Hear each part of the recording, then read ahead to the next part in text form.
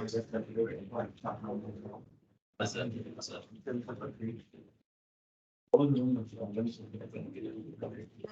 let's continue with our notes on page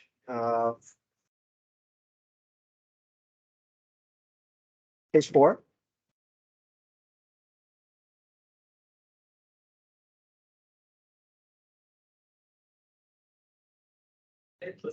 Oh, yeah. Yeah. I'm getting.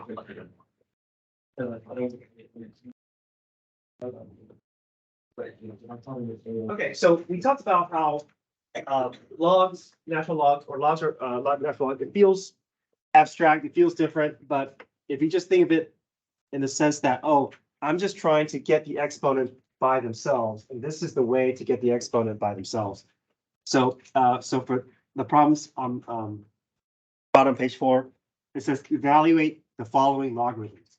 So we basically want to find the exponent that is missing from this equation. So we can just always put it equals x. That's what we're looking for. We're looking for the exponent of this relationship.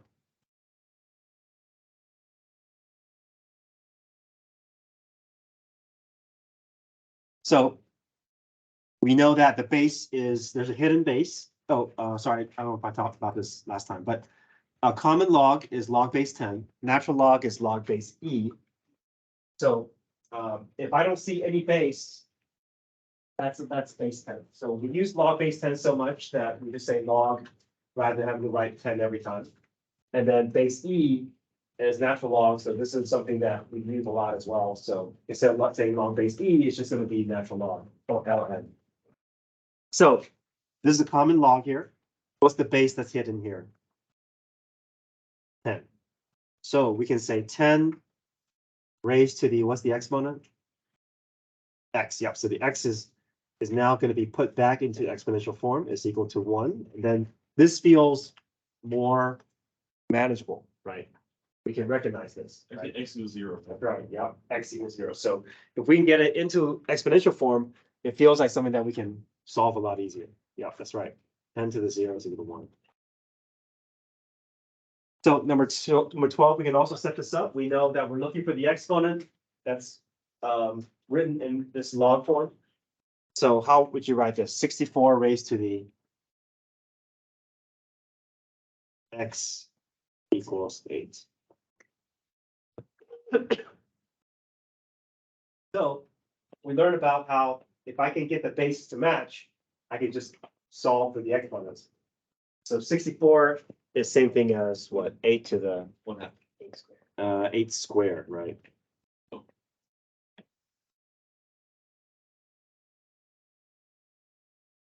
So if I set it up this way, but yes, you're right. 64 to the 1/2 is equal to 8. So you can work it out that way. You can completely do it that way. But you can also think of it as, okay, if I can get the base to match, 8 squared is same as 64.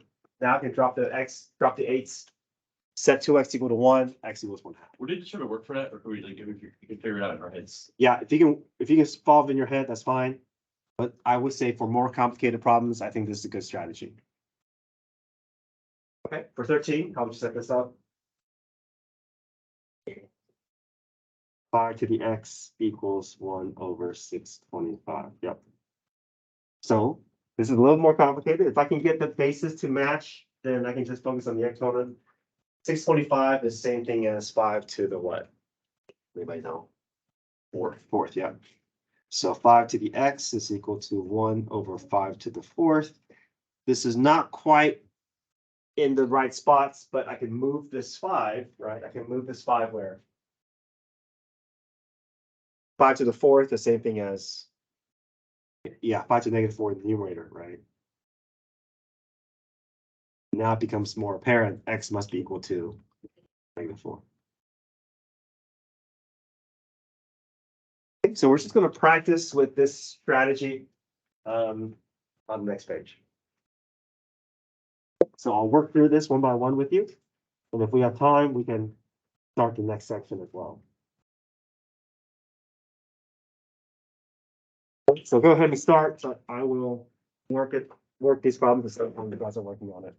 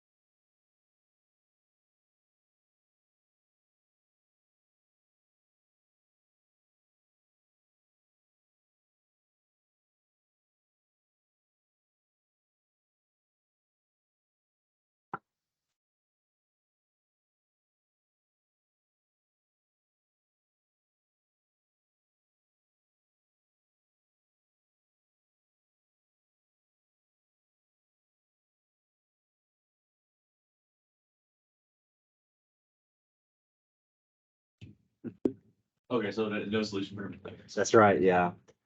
I can't raise a number to a power and turn it into a negative.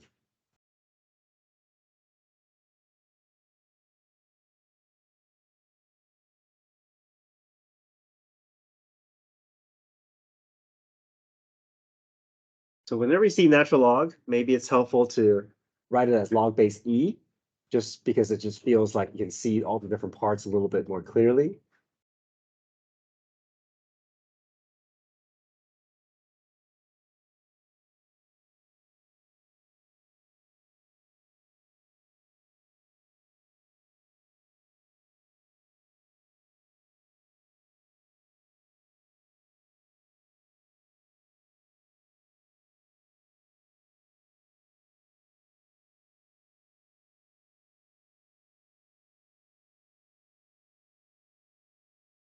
You go over number 7, the natural log one.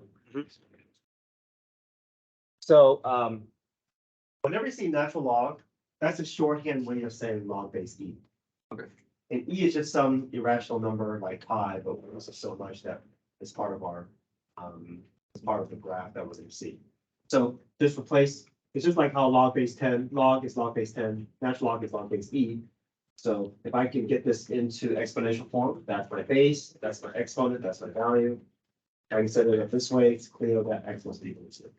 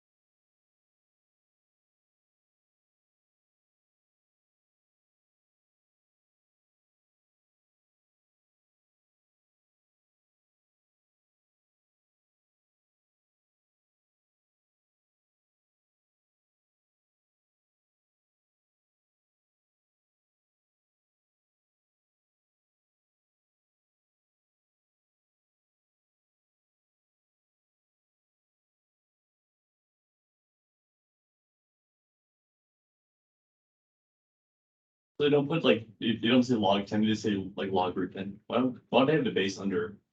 Oh, so we talked about how because base 10 is used so much, we just leave the 10 out because it's easier to write it that way. So if you don't see a base, they just it's understood as base 10. You recommend like writing it in? Yeah, you can write it in if you want, but on the test or on the quiz, if you don't see it, that means it's base 10.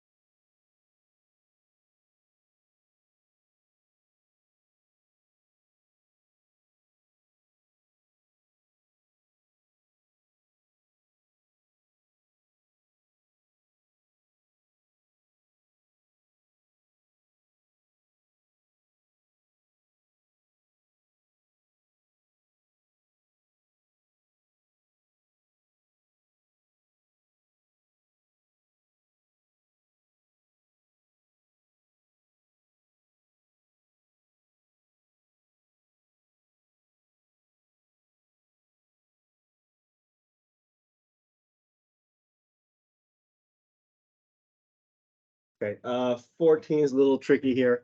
Well, not tricky, just a little bit more steps. So first write it as log base e to see all the parts a little bit more clearly. And then I'm going to divide that 3 over because I want to do things with this, but that 3 is kind of getting in the way. So I'll divide both sides by 3. And now it feels a little bit easier to identify the parts. Here's my base, there's my exponent, there's my value.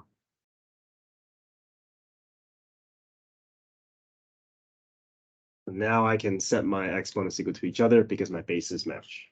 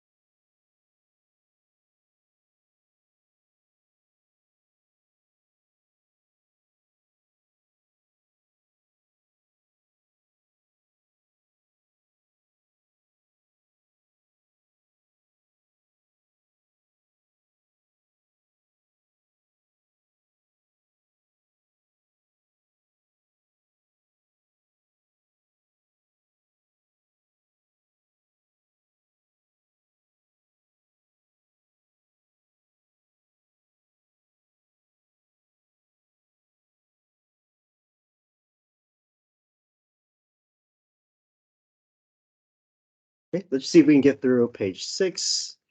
This part way through 10.03.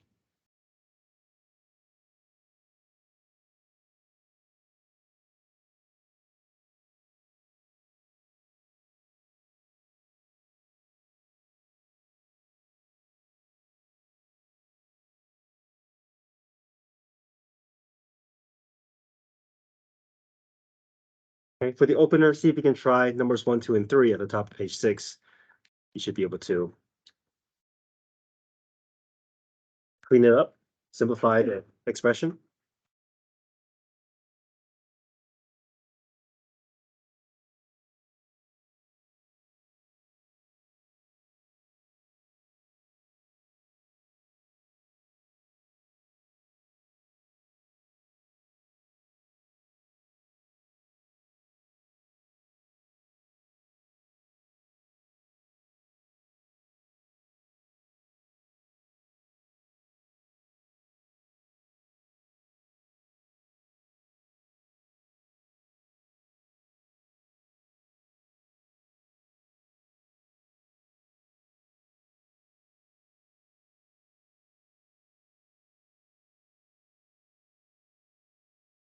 Okay, so if I multiply bases, I'm going to be adding exponents. So 3 plus 7 plus 1 is 11. Number 2, I see 5 m's above, 2 m's below. So imagine canceling out a bunch of m's. You're going to have 3 m's above and 7 m's below.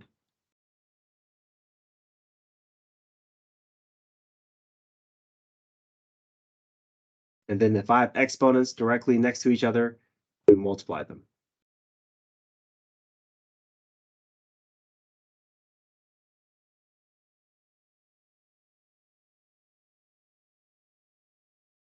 Okay, so there's some special properties here. Log of 1, doesn't matter what the base is, log of 1 is always 0. Log base b of b, if the bases match, it's always going to be 1. If the bases match and the exponent is sitting here, then it's always that exponent. And then if I have a base raised to a log of the same base, that's equal to x as well. So this is really inverse properties. If I insert an exponential into the log or log into the exponential, they're always going to cancel each other out. We know this is true because b to the 0 equals 1. We know this is true because b to the first power is b. We know this is true because b to the x equals b to the x. We know this is true because log base b of x equals log base b of x.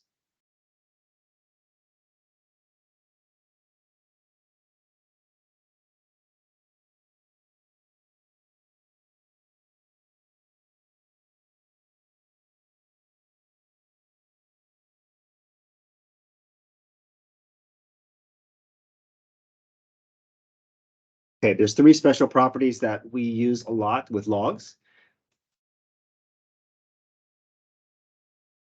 One is called the product property. This is where if I have two logs added together, I can merge them together, multiplying those terms.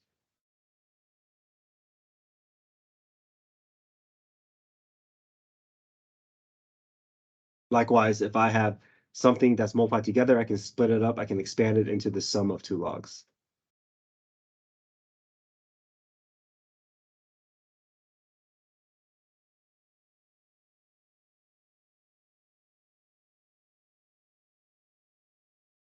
Okay.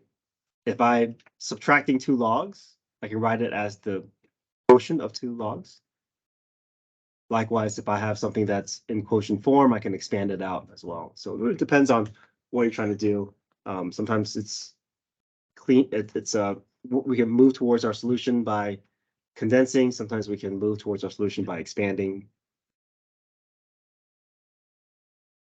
And then this is the power rule. This is the property that is I find most useful. It allows the exponent to just freely move between exponent and coefficient without changing the overall value. This is a really powerful tool to help us solve for solutions that would otherwise be more difficult if we didn't have this ability.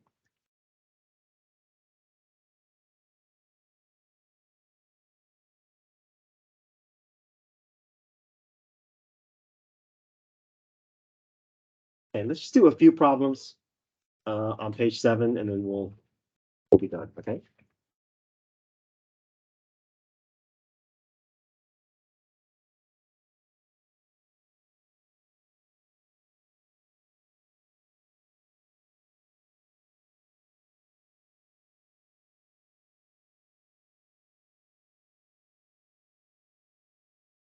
Okay, so let me write the three properties again.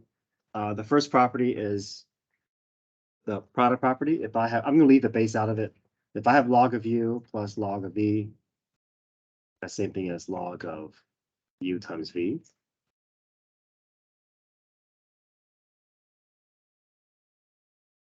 If I have log of u minus log of v, that's the same thing as log of u over v. If I have log of u to the n, I can bring that exponent down or move it up, depending on what is more beneficial for my problem. Okay, so it says use properties of logs to expand each expression. The expanded expression should have arguments with no exponents, product, or quotient. So here I want to expand. So I see that this is being multiplied, so I can expand it into the sum of two logs.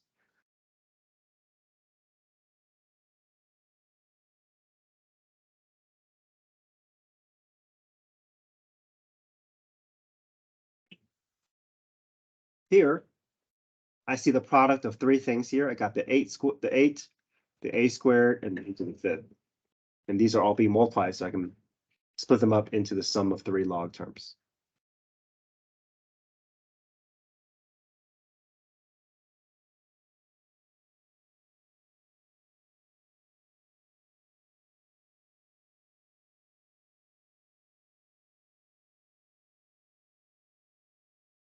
Now it says that expression should have no exponent. So we're going to expand further. So any leftover exponent, we can further expand by bringing them down in front.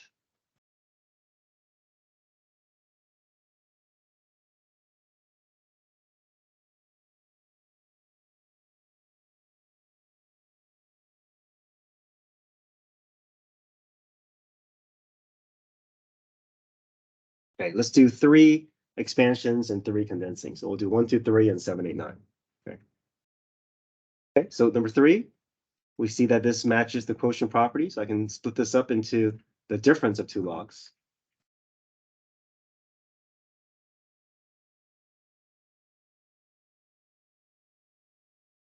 There's no leftover exponent, so this is fine.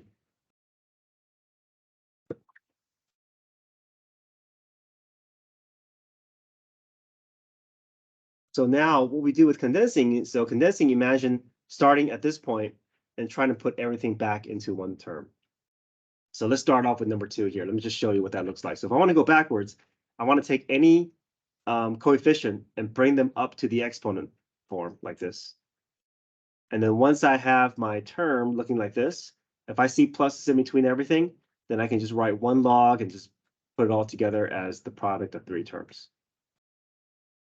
Okay. And then if I have a difference, between the 2 logs, I can just write it as 1 log and just do g divided by h. So for 789, we're just going to work backwards from the expanded form. So first thing you want to do is take care of your coefficients, bring them up as exponents, get them all cleaned up before you do the quotient portion of it.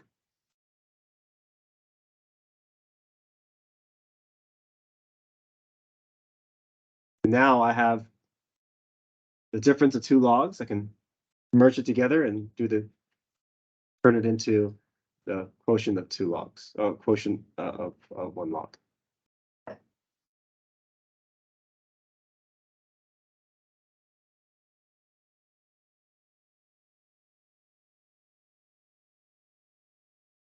There's a hidden 10 here. If you want to put a 10, you can, or if not, it's fine. Okay. Okay, let's bring the 5 and the 3 up first.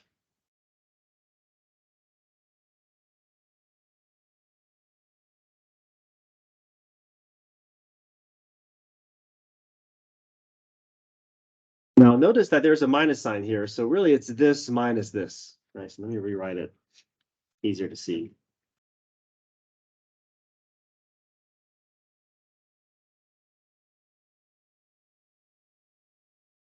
So if I want to merge this together, condense, that's my A, that's my U, that's my V, merge it to be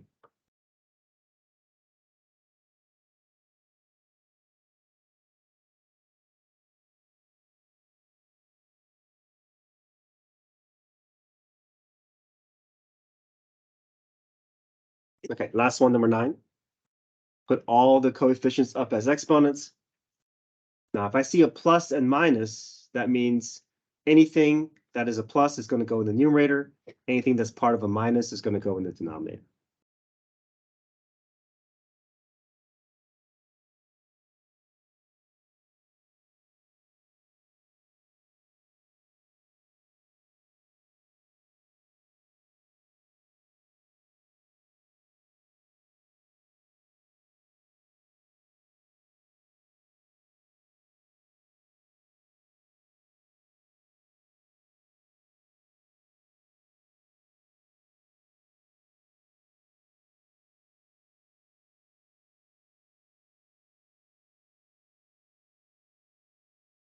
Right, we'll pick this up tomorrow.